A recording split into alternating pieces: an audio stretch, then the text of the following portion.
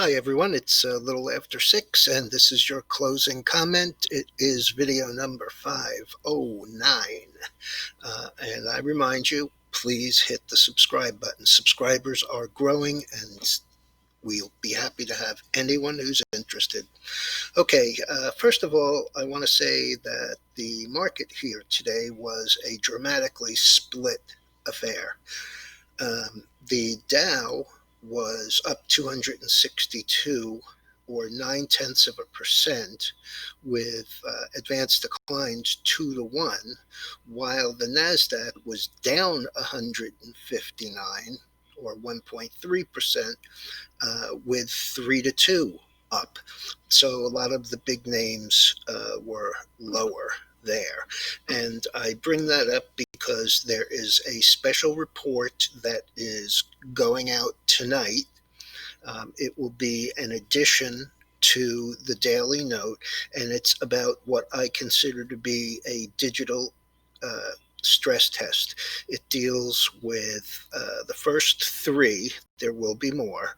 The first three work from anywhere, work from home type stocks, because they are down pretty hard, some of them extremely hard. And the fact is, I think that the coming COVID issues are going to put them back in the spotlight. And I think that they will work higher. I think some of them may even make new highs. And when you see how far down they are from their recent highs, some of them even in just 3 days down 20%, you'll see what I mean. Also, Alex Trebek was not the only one who died. Today, if you know anything about basketball and the Celtics, you would know the name Tommy Heinsohn, who was the only person ever inducted into the Hall of Fame as both a player and a coach. And after being a player and a coach, he went on to be a commentator. A very funny guy, really knowledgeable. In Boston, that's a huge loss. Okay, so back to the information. We had small business optimistic index today, and it was 104. It's absolutely exactly unchanged. We also had September job openings, which is, in the middle of November, quite a look back at 6,436,000, and that was a minor increase. We had the Lilly news this morning, and the stock acted well, closed 146.56, up 423, 3%.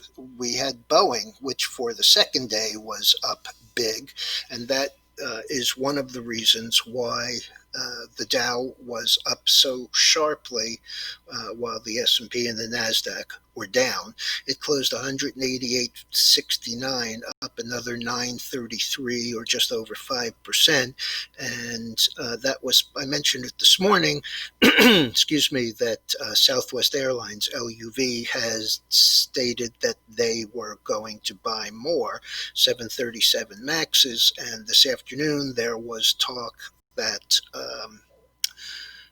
they were going to be back in the air possibly as early as next week, or allowed to. They all have to be inspected, etc. Okay, DR Horton beat top and bottom. That's a home builder. The stock was 70.88, up 592 or 9.1%. On the other end of the spectrum, we had Beyond Meats, which missed both top and bottom. And although it traded all the way down to 113.26, it did rally back about halfway and closed 125.38, still down 25.10 or 16.8%. Peloton had traded down to 92.03, and it too reversed and closed up on the day at 105, up 4.99 or 4.9%.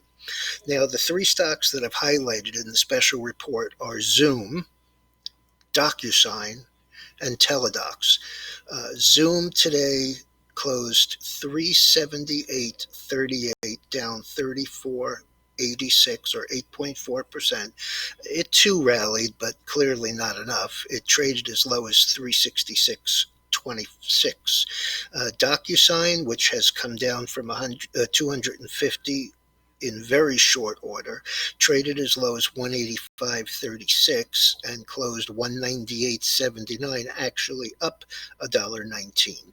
And Teledocs traded as low as 168.5. It closed 173.45, or down 2.5%. Um, You'll see in the report what I'm talking about. I think that these stocks are going to do well again, and I have shown what you can do in a covered right to be able to buy the stock or buy something deep in the money as a call, the same way that we talked about Apple last week. You know, last week we were buying the Apple 110s for January, and I think I paid $7.40, but I wrote against it with the expirings the first week and took in $1.85, and then wrote them again and took in the next week out and took in $1.30, and then Friday of last week I wrote them at 44 cents, and they also expired worthless. So we'll go there. If you need more of an explanation, you know exactly where to find me. Just send me an email and I'll be happy to deal with it. Okay, as far as the groups go, we had biotech mixed. We had pot stocks down, defense up, retailing up, food up, air and cruise lines down, infrastructure up, and the XLF, the financials, also up. So between Boeing and JP Morgan and Goldman Sachs, we accounted for a big piece. Oh, and Amgen. We accounted for a big piece of the gains. The chart in front of you is the Nat Gas. We're in this position. As I mentioned this morning, I thought it could bounce off this moving average, which is the 50-day. It opened about unchanged, traded about unchanged, and then took off back to a high of 301.20. I think we can see a high of 309, 310. This is, let's see what that number is. That's 311.30, that high. And I think that that's pretty much in the cards. The UNG is deeply oversold, and I think it's going to bounce pretty nicely. The gold and the silver were higher again. The oil again was higher at 41.36, up $1.07, and the move there is pretty exciting. It's also up another 70 cents tonight, and I'll show you what we look like. So we came off that bottom that we talked about last week or a week and a half ago, rallied back up into resistance, spent 3 days going sideways, and then on Friday we had that $3.50, 315 up day.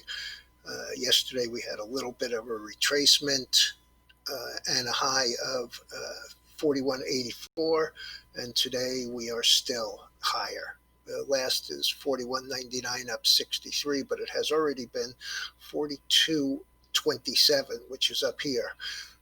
This is probably going to be a bit of a problem. The resistance in here in this area, 40, well, 42 and a half. But this is definitely on the COVID news. We had the dollar down most of the day, came back up, closed up 2 cents, which is really nothing.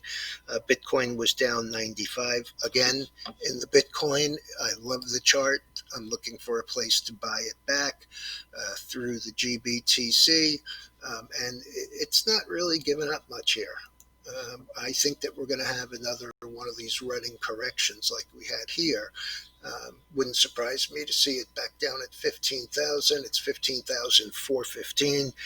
That's a move that could happen in 10 minutes, but hasn't recently. So today was an inside day, which means there's no real opinion that you can form on it. It's kind of inconsequential, but I think we need a little bit of work. I would love to see it come back down to the 14,500 range. All right, everyone, be sure to take a look at the extra report that I put out. I will add to it every day a couple of stocks. There aren't that many that I really like there, but when you see the charts and the comments, you'll understand why I like them. All right, please hit the subscribe. And also, we had a great show on futures, and the link to that won't be available until tomorrow, but I will put it out as soon as I get it. Have a good evening.